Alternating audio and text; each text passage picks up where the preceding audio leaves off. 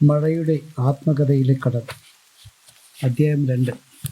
ഓർമ്മകളുടെ ഭസ്മക്കൊട്ട. നാളെ ഒതളൂർക്കാവിലെ പൂരമാണ്.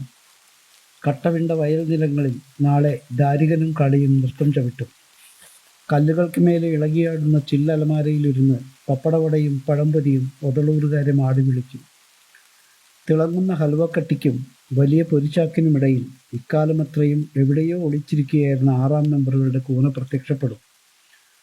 വളകൾക്കും ചാന്തുപൊട്ടിനുമൊപ്പം വാങ്ങിയ പേൻകൊല്ലി കയ്യിലൊളിപ്പിച്ച് സുന്ദരിമാർ നടക്കും. കുടമണി കിലുക്കി പോകുന്ന ഒറ്റക്കാള വണ്ടിയുടെ നിര പോലെ വളകിലുക്കം അകലേക്ക് അകന്നുപോകും.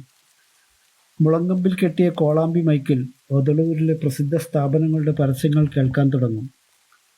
ഒരു 100 കഴുതകൾ ഒരുമിച്ച് കരയുന്ന പോലെ ഐസ് വിൽപ്പനക്കാരുടെ ഹോൺ വിളികൾ മുഴങ്ങും. ഇതെല്ലാം എൻ്റെ ഭാവനകൾ മാത്രമാണ്.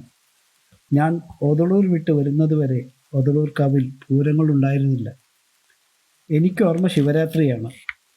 അല്പം ആൾത്തിരക്കും ബഹളങ്ങളും കാണാൻ കഴിയുന്നത് ശിവരാത്രിക്കാണ്.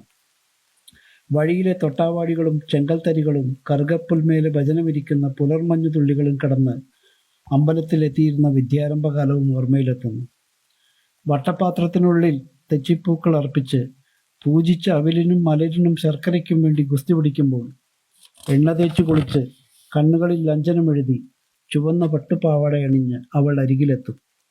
ഒരു നാടിൻ്റെ മുഴുവൻ നീലിമയും ആ കണ്ണുകളിൽ നിഴലിക്കും.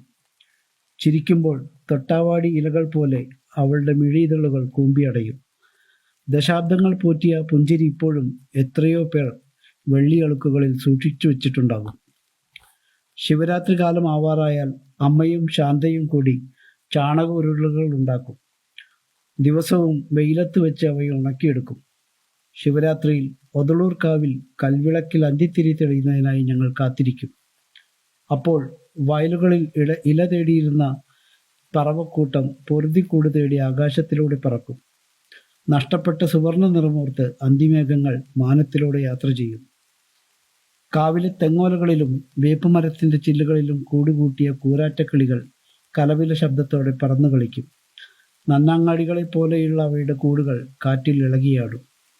ദീപാരാധന കഴിഞ്ഞ് നമ്പൂതിരി വിളക്ക് ബലിക്കല്ലിൽ കൊണ്ടുവയ്ക്കും. അവയിൽ നിന്ന് നിങ്ങൾ ഓലച്ചൂട്ടിൽ ദീപകർന്നെടുക്കും.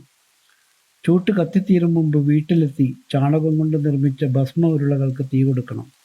പിറ്റേന്ന് അത് ഭസ്മം നിറച്ച് ശീവോതിയറയിൽ ഭദ്രമായി എടുത്തു വയ്ക്കണം.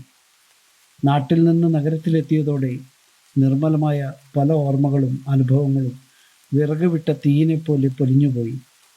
യന്ത്രമുരൾച്ചയാൽ കാതുകൾ പാതി അടഞ്ഞുപോയിരിക്കുന്നു. ഇന്ന് ഈ അർദ്ധരാത്രിയിൽ നഗരമധ്യത്തിലിരുന്ന് ഓർമ്മകളെ തിരികെ വിളിക്കാൻ ശ്രമിച്ചുകൊണ്ടിരിക്കുകയാണ് ഞാൻ. വെറുതെയാണ്.